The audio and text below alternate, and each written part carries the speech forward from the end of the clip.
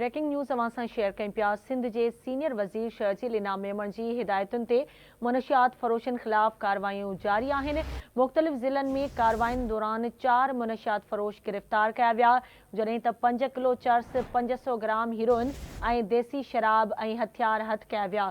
कराची जे कोरंगी वारे इलाइक़े ईमान ब्लेसिंग्स इमारत में कार्रवाई कई वई। मुनशियात फ़रोश ख़ालिक नूर खे गिरफ़्तार कयो वियो।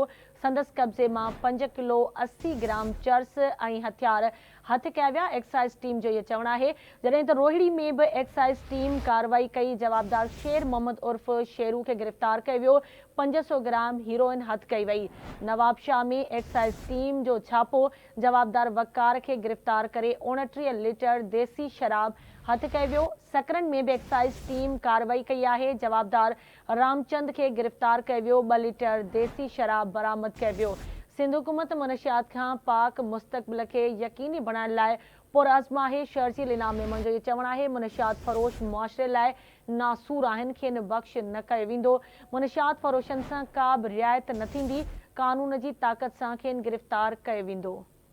ब्रेकिंग न्यूज़ अवां सां शेयर कयूं पिया। सिंध जे सीनियर वज़ीर शर्जील इनाम मेमण जी हिदायतुनि ते मुनशियात फ़रोशनि ख़िलाफ़ कार्रवायूं जारी आहिनि। मुख़्तलिफ़ ज़िलनि में कार्रवायुनि दौरान 4 मुनशियात फ़रोश गिरफ़्तार करे 5 किलो चर्स, 500 ग्राम हीरोइन, देसी शराब ऐं हथियार हथ कया विया।